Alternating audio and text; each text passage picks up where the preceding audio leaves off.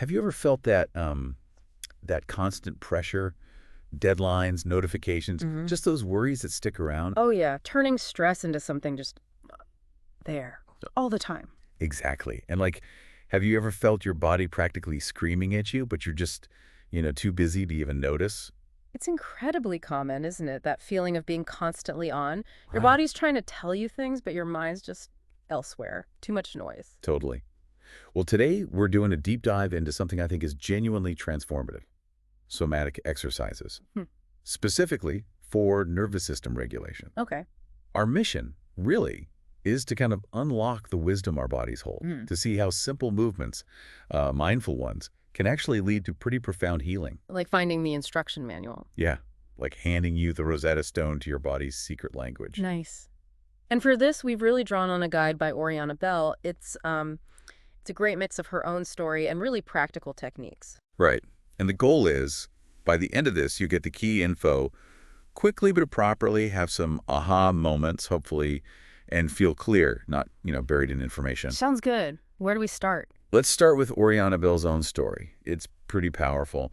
She talks about this really rough time. 3 a.m. insomnia every night. Yeah. Fresh off a divorce, Yeah. feeling like life just imploded, and her body was showing it. Chronic migraines, feeling sick all the time, muscle tension, Wow. Physically manifesting. big time. And this chronic shoulder pain she couldn't shake. She was just desperate for some kind of connection, some relief. And where did she find that flicker of hope? It was actually kind of randomly a TED Talk. It just mentioned somatic exercises. Uh-huh. And it sparked this idea. Maybe her body, which felt like a mess, actually held the key to healing emotionally. That's quite a turnaround, thinking the source of the pain could also be the source of the healing. Exactly. And her story really hits home when you look at the bigger picture. This chronic stress epidemic we're all sort of swimming in. Yeah, the stats are pretty worrying, aren't they? They are. The American Psychological Association's 2023 Stress in America thing, it lays out some stark numbers. I remember seeing that. At this, for people aged 35 to 44, chronic illness diagnoses jumped from 48% to 58% in just 4 years. Wow, that's a huge leap. And mental health diagnoses for that same group, up from 31% to 45%. And for the younger adults, 18 to 34, it's still holding at a really high 50%. It really shows how widespread this is. It's not just feeling stressed anymore, is it? No, it's deeper. It's woven into everything. Money worries, jobs, relationships, health, just being plugged in 2047. Right, that constant on feeling. And that pressure over time, it really does take a physical toll. Yeah, let's talk about that toll. Because it's not just in your head, your body keeps the score. Definitely. Things like extreme tiredness, the kind sleep doesn't fix. Uh-huh. Or muscle tension that feels like you're carrying actual weights. Yeah, or digestive problems, Wow. stomach ache, diarrhea, constipation, the works. Your immune system takes a hit too, right? Yeah. You get sick more easily. Absolutely. And then there's the heart stuff, racing heart, high blood pressure, insomnia, obviously. Even appetite changes, skin problems. It's all connected. These aren't just random symptoms. So what's the guide suggesting they are? Oriana Bell's guide frames them as your body's crucial alarm system. It's signaling that it's struggling. It's basically yelling, pay attention. Okay, so the body's sounding the alarm. Yeah. How does the nervous system play into this? We know it connects everything, sensations, emotions. Right. It's the body's communication network. Mhm. But chronic stress or trauma can seriously mess with that network. It dysregulates it. Dysregulate. What does that feel like? It means you can get stuck. Either stuck in hyperarousal, constantly on edge, jumpy, anxious. Like fight or flight all the time. Exactly. Or you can get stuck in the opposite, hyperarousal. Feeling numb, disconnected, shut down, kind of frozen. Okay, so either too on or too off. Pretty much. And Louise Hay, who was really ahead of her time on the mind-body connection, she said something powerful. Every cell in your body responds to every thought you think and every word you speak. That's a big statement. How does the somatic approach make that connection more, well, concrete? Well, Oriana's guide gives some interesting potential links between physical issues and emotional states. It's not diagnostic, obviously, but insightful. Like what? Give us some examples. Okay, so like chronic headaches, they might be linked to holding on to stress or being overly self-critical. Makes sense. Or persistent back pain could potentially signal feeling unsupported, maybe carrying burdens that aren't really yours to carry. Okay. Stomach problems, sometimes tied to anxiety or fear about digesting new experiences, metaphorically speaking. Right, and skin issues. Could potentially reflect a need for more self-love or feeling vulnerable, maybe boundary issues. It's really important to stress the potential part, though. These aren't definitive diagnoses. Absolutely crucial. It's about cultivating awareness, learning to listen, to build, as the guide says, a curious and compassionate relationship with your body. To hear those whispers before they become screams. Exactly. So, Oriana's journey didn't stop with a TED Talk. She actually went to a somatic session. Right. And how did that go? She called it humbling. But then something pretty amazing happened. She had this huge wave of emotional release. Just tears streaming. Wow. Sadness. No, that's the thing. She said it wasn't sadness. It was just a letting go. Her body finding a way to release something her mind couldn't quite process or even name. That really gets to the heart of somatic therapy, doesn't it? The body expressing what words can't. It seems so. And this isn't some new fad, is it? There's history here. Oh, definitely. People like Moshe Feldenkrais, he focused on movement, awareness, how learning new ways to move could literally change your brain. Okay. And Alexander Lowen, he looked at chronic muscle tension, how we hold emotions in our bodies, restricting even our breath. Right, like armoring. Yeah, exactly. And then there's Peter Levine. His work is fascinating. Somatic experiencing, right? What was his insight? He observed animals in the wild. After a threat, like being chased, they literally shake it off. They discharge that intense energy and go back to normal pretty quickly. Huh. Yeah. We don't really do that, do we? Not usually. Levine believed we have that same innate ability, but our thinking brain, our cortex, often gets in the way, overrides it. So we hold on to that trauma energy. So somatic experiencing tries to help us do what animals do naturally. In a way, yes, but gently. It's not about forcing yourself to relive trauma. It's about gently coaxing your body back towards balance, towards equilibrium. How does it do that? What are the techniques? Two key ones are pendulation and tracking. Pendulation. Sounds like swinging. It kind of is internally. Yeah. You gently shift your attention between a feeling of activation, maybe a bit of tightness or anxiety, and a place of calm or resource in your body, back and forth. Okay, so it's like teaching the nervous system it can handle the feeling and return to safety. Exactly. It builds resilience, helps you not get stuck in the activation. And tracking. Tracking is about paying really close attention to those subtle body sensations, that knot in your stomach, the tightness in your chest, maybe tingling in your hands. Becoming a body detective. Yeah, pretty much. You're learning to decode your body's language. What do these sensations mean? What triggers them? The more you track, the more you understand. So somatic therapy isn't just about the mind or just the body. No, it's deeply holistic. It sees the body as holding the imprints of our experiences, as the guide puts it. It works with the body to release those held emotions, those traumas. And it draws on different fields. Yeah, it integrates psychology, physical therapy, but also ancient wisdom traditions like yoga and qigong. It's all about accessing those embodied experiences. What are the main benefits people experience? Well, Oriana Bell outlines several. Pain management is a big one. Releasing that chronic muscle tension can significantly reduce pain. Okay.